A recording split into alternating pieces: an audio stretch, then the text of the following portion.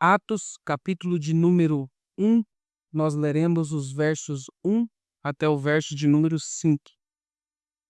Esse é um texto muito importante para nós, Igreja do Senhor, e eu creio que ao meditarmos no estudo do livro de Atos, nós iremos ser bastante edificados.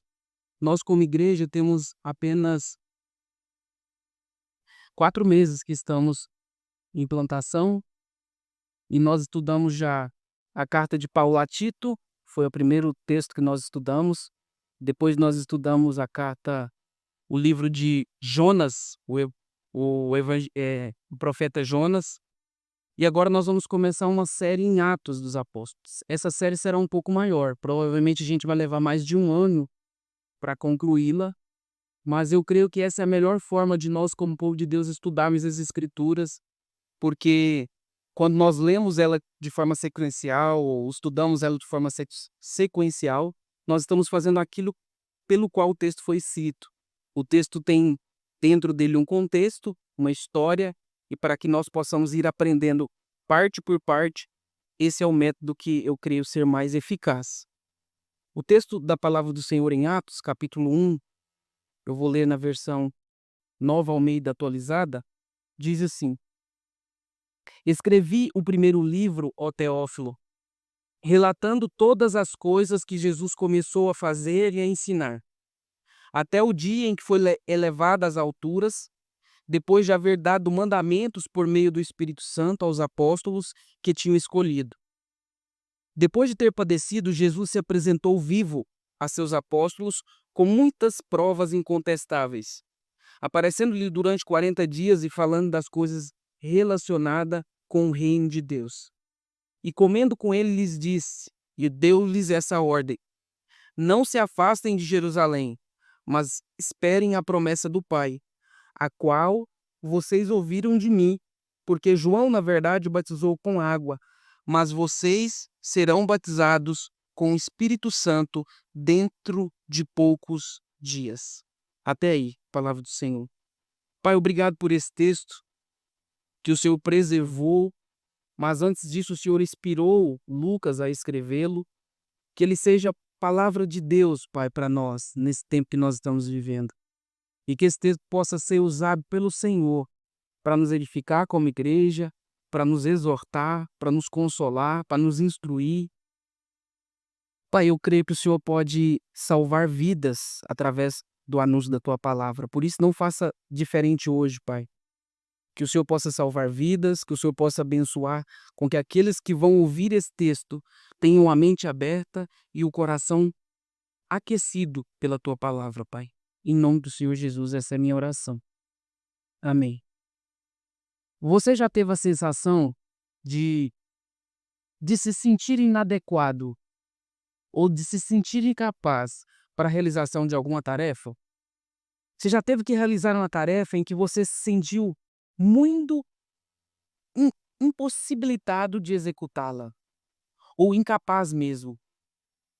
Seja uma tarefa no seu trabalho, talvez, seja uma tarefa sua como marido, ou como pai, ou como mãe, seja uma tarefa que você tem que desempenhar lá na sua casa, muitas vezes lavar uma caixinha de gordura, né? Às vezes não é questão de incapacidade, mas pense quantas tarefas que nós temos para serem executadas, que nós, diante delas, nos deparamos com a incapacidade de realizarmos. E quando nós olhamos para a tarefa aqui na igreja, não é diferente. Você pensa, é difícil demais, eu não tenho preparo suficiente. Quando se trata dessas coisas, principalmente quando temos que realizar aqui, geralmente nós nos sentimos incapazes. Quando eu tenho que pregar aqui todo domingo, esse sentimento bate no meu coração. Falar da palavra de Deus, provavelmente aqueles que vão ensinar as crianças. Será que eu vou conseguir controlá-las dentro da sala? Será que eu vou conseguir chamar a atenção delas o suficiente para que elas possam entender a história, o que eu vou passar? Às vezes você se sente incapaz de executar alguma tarefa aqui, seja carregando uma cadeira, seja dando um bem-vindo para quem chega. E às vezes no dia a dia, muitas vezes nós temos a sensação que essas tarefas são grandes demais para nós. São tarefas que nós somos, na verdade, inadequados para executá-las. E diante dessa realidade, talvez você tenha uma certa relutância de se envolver com o trabalho do Senhor. Tem uma certa relutância de se achar à altura, de achar a altura do trabalho. Ou seja, o livro de Atos, que nós começamos a estudar hoje, vai mostrar que as pessoas pelos quais nós vamos ver e personagens históricos que vão passar por essas páginas eram pessoas como nós, que eram incapazes de executar a missão, mas que foram chamados para ela. Então, diante disso que nós vamos ver hoje, em Atos dos Apóstolos, no verso 1 assim, em resumo, nós vamos ver que Jesus aqui, ele continua a sua missão, porque quando nós olhamos para Atos, parece que Jesus encerra aquilo que tinha para fazer, e agora quem vai fazer essas coisas são os apóstolos. É claro que os apóstolos vão executar muitas coisas, mas nós vamos perceber hoje que Jesus continua trabalhando, e Jesus continua atuando não com o seu corpo físico, mas através do seu espírito por meio da sua igreja. Nós vamos ver isso hoje. A obra de Jesus é uma obra não acabada, em certo sentido. Por mais que nós temos os evangelhos finalizados, evangelhos de Mateus, Marcos, Lucas, João, nós vamos perceber hoje que o trabalho, a missão continua. Essa é a primeira coisa que eu quero que você veja aqui no texto. Por isso, eu quero que você leia comigo de novo o verso 1. Ele vai dizer assim: escrevi o primeiro livro, ó Teófilo, relatando todas as coisas que Jesus começou a fazer e a ensinar. A primeira coisa que eu quero que você note aqui, que você entenda, é que o livro de Atos não é um volume único. Não é um volume único. É um livro em 2 volumes. Como assim? O autor dessa parte desse volume é Lucas, como eu já falei para vocês, que é chamado de médico amado por Paulo lá em Colossenses 4,14. Esse Lucas, ele não era apóstolo, mas ele caminhou com os apóstolos e caminhou muito com o apóstolo Paulo quando ele fez a sua primeira viagem missionária. Mas eu queria que você observasse comigo o início do evangelho que carrega o nome desse autor, Lucas. Abra Lucas, por favor, lá. Volte um pouco as páginas da escritura ou acesse aí pelo seu celular. Lucas, capítulo de número 1. Nós vamos ler o prefácio do Evangelho de Lucas e você vai perceber o que eu quero te ensinar aqui nesse primeiro momento. Ele vai falar lá no verso 1 do capítulo 1. Visto que muitos já empreenderam a narração coordenada dos fatos que entre nós se realizaram, conforme nos transmitiram que desde o princípio foram deles testemunhas oculares e ministros da palavra, igualmente a mim pareceu bem, depois de cuidada ou cuidadosa investigação de tudo, desde a sua origem, dar-lhe por escrito, excelentíssimo Teófilo, uma exposição em ordem, para que você tenha plena certeza das verdades em que foi instruído. O prefácio do Evangelho de Mateus traz indicação suficiente, juntamente com o prefácio de Atos, para nós percebermos que a obra que Lucas escreve é uma obra única, que ele dividiu em 2 partes. O que acontece aqui? Acontece que Teófilo, que é mencionado tanto no início de Lucas quanto no início de Atos, nós não sabemos quem é. Alguns estudiosos tendem a dizer que Teófilo provavelmente seria uma pessoa fictícia, seria apenas um nome para se referir a toda a igreja. Por quê? Porque Teófilo significa filho amado, ou amante de Deus, ou amado por Deus. Então, consequentemente, todos nós somos esses amados por Deus. Mas eu não gosto muito dessa interpretação. A interpretação que eu mais acho adequada é a interpretação de que Teófilo provavelmente era um financiador da obra de Lucas. Escrever livros naquela época, no primeiro século, era muito caro, era muito dispendioso financeiramente. E provavelmente Teófilo, que conheceu a fé cristã, queria saber mais coisas sobre essa fé para que a fé dele fosse firmada e fundamentada historicamente. E Lucas, que conhecia os relatos, você pode ver no início de Lucas que ele fez cuidadosa investigação e ele fez também pesquisas e mais pesquisas para trazer a Teófilo os relatos de como era a obra dessa tal pessoa chamada Cristo. Ou seja, no primeiro livro, que é o Evangelho de Lucas, nós podemos perceber que Lucas traz todo o relato do início e da obra de Jesus que ele realizou quando ele caminhou por 3 anos e meio nessa terra. Ou seja, na primeira parte, nós vemos Lucas relatando tanto a promessa de Jesus para Maria e para o seu pai, relatando também a sua infância, relatando para mim e para Teófilo toda a obra de Jesus e o poder dele sobre o céu, sobre o mar, o poder dele sobre as doenças, o poder dele sobre os demônios, e tudo isso ele relata no seu primeiro livro. E o primeiro livro que Lucas escreve, ou o primeiro volume, ele escreve no fim desse volume também as aparições de Jesus para os discípulos e a sua ascensão. Se você for ao final de Lucas, você vai perceber que ele relata ali que Jesus ele ressurge dos mortos e também é assunto ao céu. Por que então Lucas escreve então em duas partes? Provavelmente porque um papiro naquela época, um pergaminho que tinha mais de 12 metros de comprimento, ele se tornaria pesado para ser carregado. E dividir essa história em duas partes se tornaria algo mais fácil de ser transportado. Então, provavelmente, para trazer esse relato a Teófilo, Lucas, então, divide a obra dele em 2 volumes. Olha como ele começa o primeiro capítulo, ele diz, escrevi o primeiro volume. Qual que é o primeiro volume, então? O Evangelho segundo escreveu Lucas. O segundo volume é esse que nós vamos estudar aqui em forma sequencial, que é o volume de Atos. E olha o que ele diz mais, eu escrevi para você, ó Teófilo, relatando todas as coisas que Jesus começou a fazer. Começou a fazer quando? Quando ele caminhou por essa terra. Ou seja, ele está dizendo assim, ó, no primeiro volume eu relatei tudo que Jesus começou a fazer e a ensinar, até o dia que ele foi assunto ao céu, ou elevado às alturas, depois de haver ensinado seus discípulos por mandamentos e seus apóstolos que ele tinha mesmo escolhido. Ou seja, no meu primeiro volume, eu escrevi tudo o que ele começou a fazer. E agora, nesse segundo volume, o que ele vai fazer? Continuar o que Jesus continuará fazendo.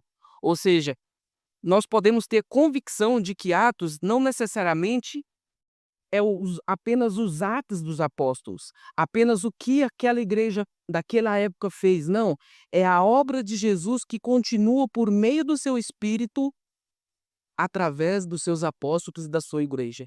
Então, quando nós olhamos para esse início de Atos, nós podemos perceber que a obra de Jesus continua. Ela não para quando é reassunto aos céus. E nós vamos perceber esse movimento durante todo o livro de Atos. Durante todo o livro de Atos, nós vamos perceber que a questão não é que Jesus realizou uma obra e ela está acabada e que agora não precisamos fazer mais nada. Não, Jesus está comissionando o seu povo e capacitando o seu povo para continuar a sua obra. Aí você pode estar dizendo assim, mas Jesus não está no céu? Ele está no céu, mas ele deixou o seu corpo aqui, que é a igreja, para continuar a sua missão. E nós vamos perceber isso no decorrer aqui do estudo desse texto. Então, o primeiro momento, nós podemos perceber que a questão do livro de Atos não são necessariamente os Atos dos Apóstolos. O título desse livro foi feito no quarto século. Ele poderia provavelmente ter um título mais longo para explicar todo o seu contexto. Mas como John Stott mesmo diz, fica um título muito pouco chamativo. Porque seria um título tipo assim, as palavras e ações contínuas de Jesus sendo transmitidas por meio dos seus apóstolos e da sua igreja através da ação do Espírito Santo. Seria um título bem grande, né? Então, Atos dos Apóstolos foi o que pegou, né, na verdade. Mas nós vamos entender, isso é tão importante você entender, porque nós fazemos parte da história de Atos. Porque Atos é um livro que não tem finalização. Nós vamos chegar ao fim dele, mas depois eu quero que, como igreja, vocês vão lendo, e podem lendo de forma adiantada antes de chegarmos às exposições. Você vai perceber que lá em Atos 28, o livro termina meio que de forma abrupta, como meio que dizendo a nós que Atos continuaria sendo executado, a obra continuaria, a missão continuaria. Então, a primeira coisa que nós temos que entender através desses 2 versos iniciais aqui, que Deus, através de Jesus, começou a sua obra a ser executada, mas ela continua sendo executada através da história da igreja. E nós fazemos parte dessa missão. A segunda parte desse texto aqui vai nos mostrar que a obra que Jesus começou e que continua através da sua igreja é uma obra fundamentada no Evangelho, na verdade absoluta. Não podemos ter dúvida dessa obra. Essa obra não pode ser acusada, não pode ser minada por quem quer que seja. É basicamente isso que Lucas vai dizer aqui, verso 3. Depois de ter padecido, Jesus se apresentou vivo aos seus apóstolos, com muitas provas incontestáveis, aparecendo-lhes durante 40 dias e falando das coisas relacionadas ao reino de Deus.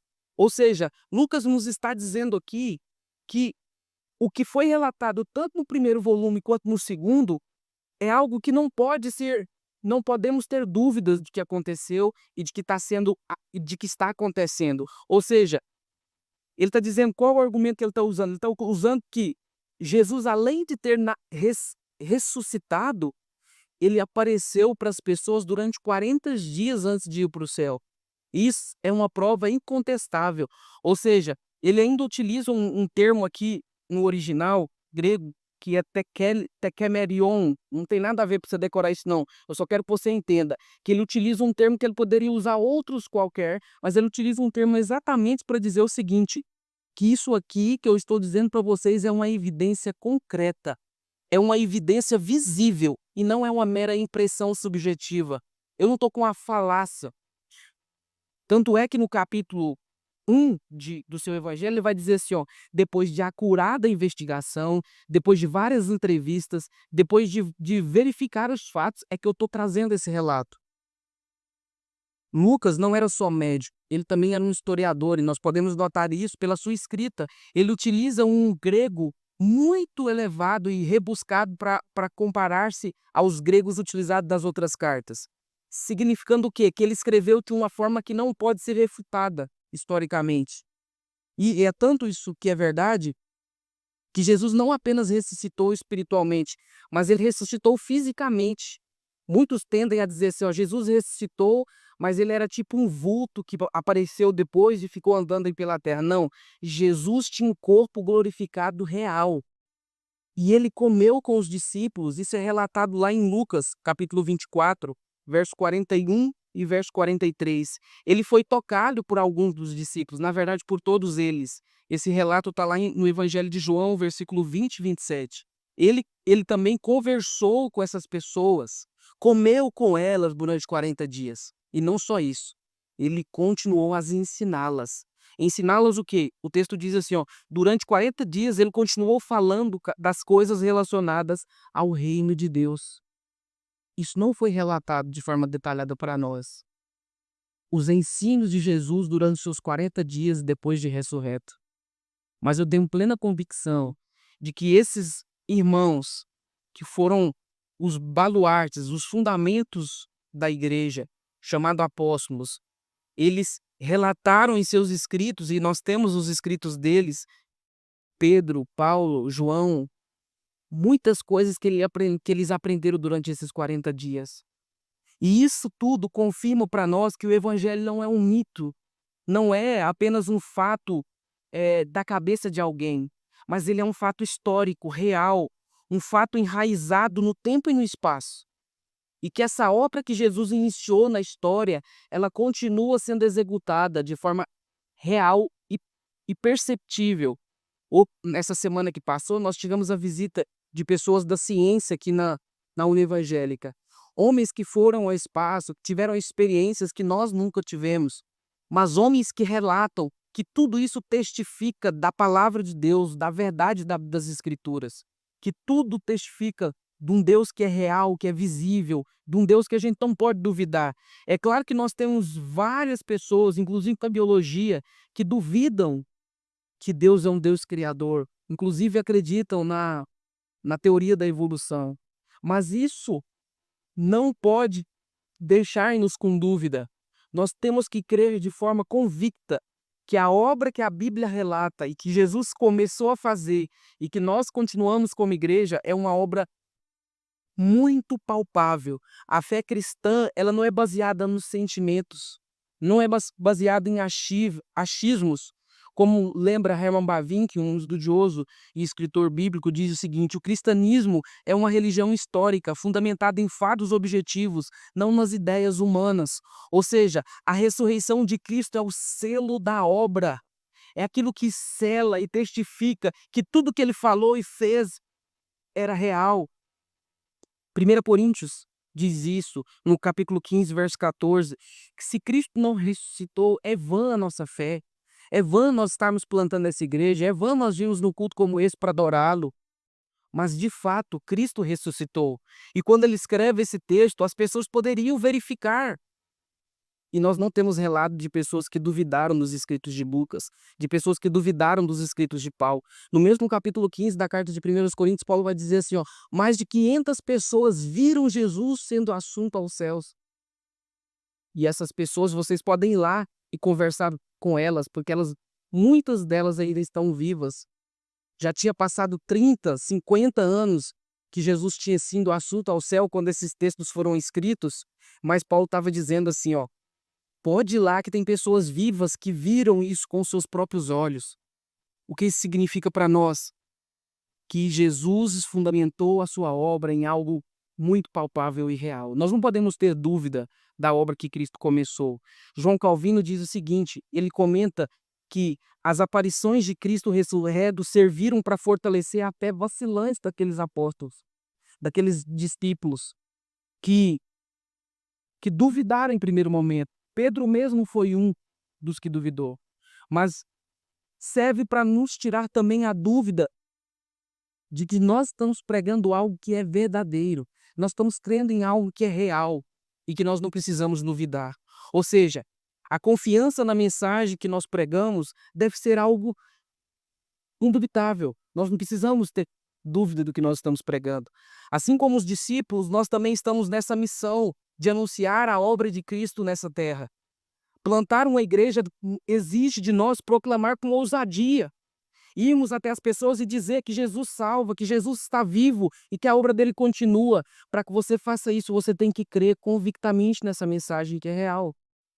A segurança em meio às dificuldades que vão surgir nesse percurso da plantação, pessoas que às vezes desistirão de caminhar conosco, pessoas que às vezes levantarão calúnia contra nós, pessoas que no nosso meio serão às vezes maltratadas e a gente vai precisar recolher cactos.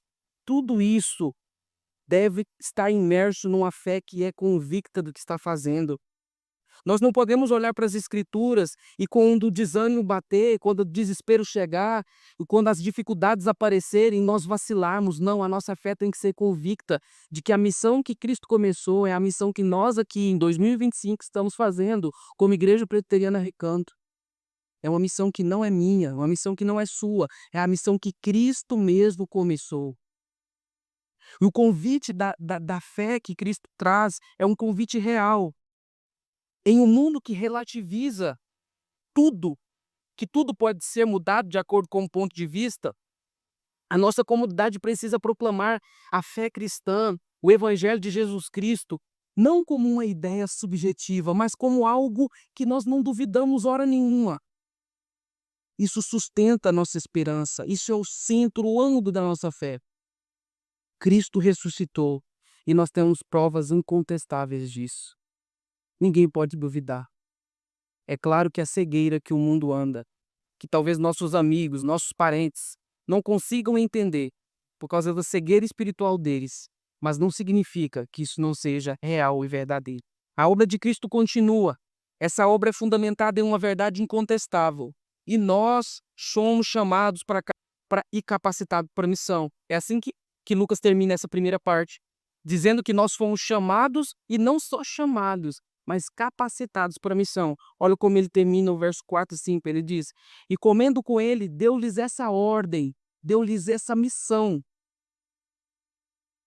De quê? De anunciar o reino. E disse também, não se afastem de Jerusalém, mas esperem a promessa do Pai, a qual vocês ouviram de mim, porque João, na verdade, batizou com água, mas vocês serão batizados com o Espírito Santo dentro em poucos dias. Jesus ordena aos discípulos que não saíssem de Jerusalém, mas que esperassem a promessa. E que promessa é essa que ele está se referindo? É a promessa de enviar o seu Consolador, o seu capacitador, o Espírito Santo. Como ele já havia anunciado em João 14,16, em João 14,7, nós temos o relato da promessa do Espírito Santo. João Batista, aqui também está falando sobre não só a promessa, mas está falando também do batismo. E João Batista vinha batizando com água, mas Jesus declara que ele iria batizar os seus discípulos com o seu próprio Espírito, aqui no verso 5. E o batismo no Espírito aqui não é uma segunda bênção, como muitos acreditam. Não é algo que a pessoa recebe depois de um período de caminhada na fé. Não é isso. Mas é a inauguração da vida cristã para sermos capacitados para a missão. Ou seja, quando que a igreja recebe? Recebe quando ela crê na missão, crê na obra e ela é chamada para essa missão. E essa promessa nós já sabemos, porque nós já lemos Atos e conhecemos esse livro, ela foi realizada aqui mesmo, no capítulo 2, já ela foi cumprida, ela foi realizada. Ou seja, o que nós podemos entender aqui nesses dois versos, no 4 e no 5? Que a missão ela não é realizada pela força humana, pela vontade dos homens, mas no poder do próprio Deus. Ou seja, o mandamento aqui, inicialmente, era esperar para que eles fossem capacitados para a obra. João Calvino, ao tratar desse texto aqui, ele comenta o seguinte: Cristo promete o Espírito e não os enviam para a batalha despreparados e desarmados. Olha o amor que Cristo está mostrando pela sua igreja, pelo seu povo, que é um povo que foi convocado para a missão, mas que foi capacitado para ela. A nossa confissão, a confissão de fé de Westminster, diz assim, ela nos lembra que o Espírito ela não só nos sela para a salvação, mas ela habilita o crente para ser santo. Ela também fortalece o crente para viver uma vida de fé ativa e também os capacita para executar a obra que Cristo nos deixou. Ou seja, o Espírito ele é o agente da missão e ele está atuando na sua igreja. Ele abre os corações para ouvirem o Evangelho, Atos 16:14. Ele dá ousadia para que nós preguemos, Atos 4:31.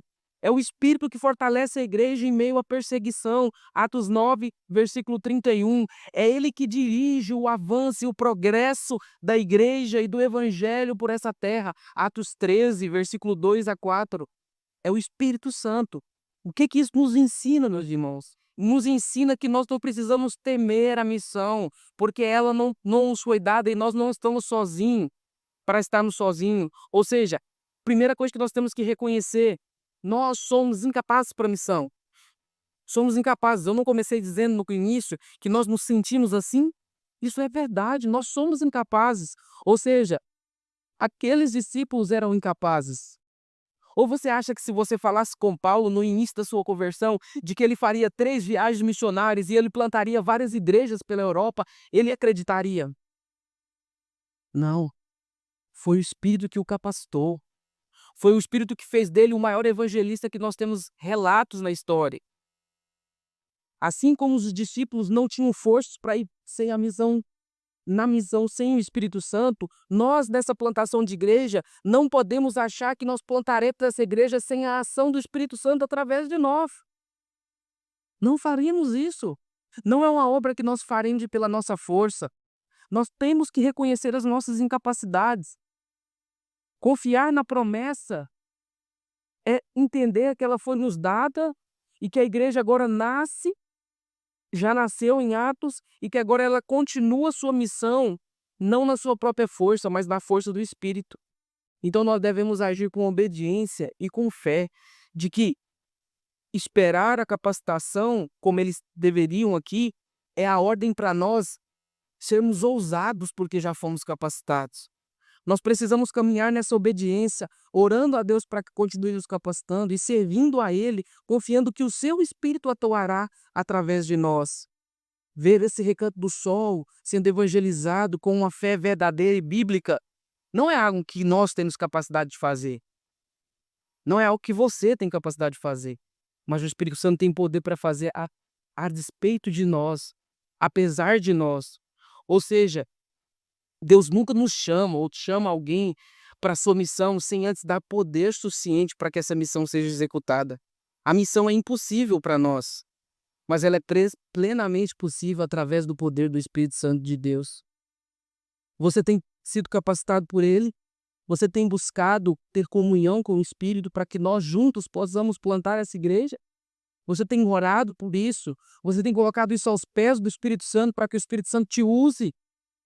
Ou você tem achado que é por causa da sua retórica, da sua boa fala, das amizades que você vai conseguir atrair as pessoas a esse lugar?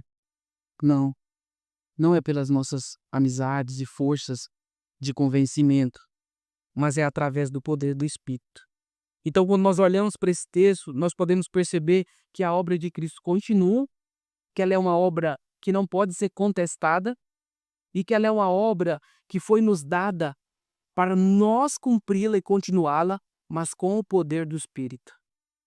E eu quero concluir, meus irmãos, dizendo o seguinte: quando nós olhamos para o livro de Atos e vemos a missão que foi nos dada através da obra que Cristo continua através da sua igreja, ela não depende da nossa força, nem da nossa capacidade natural, mas de Cristo que continua vivo, agindo através do seu Espírito por meio da sua igreja. Ela depende disso. Ela é uma obra viva, bonita, ela é uma obra que vai ser terminada e concluída porque foi Cristo mesmo que a começou. E para nós é um privilégio fazer parte disso. Nós, como discípulos de Jesus, muitas vezes nos sentimos realmente pequenos. Quando o desafio foi me dado, muitas vezes eu tive dificuldade de aceitá-lo, por me sentir incapaz e pequeno, medo diante da missão. Talvez você vai vir aqui um dia fazer uma liturgia, como hoje foi o Guilherme que fez, se sentir incapaz para aquilo. Talvez um dia vai ser você que vai dar aula para as crianças e você vai se sentir incapaz para isso. Você vai se sentir incapaz de pregar o evangelho para alguém, mas lembre-se, quem te capacita é o Espírito Santo de Deus. Ele apenas nos chama para que nós participemos disso.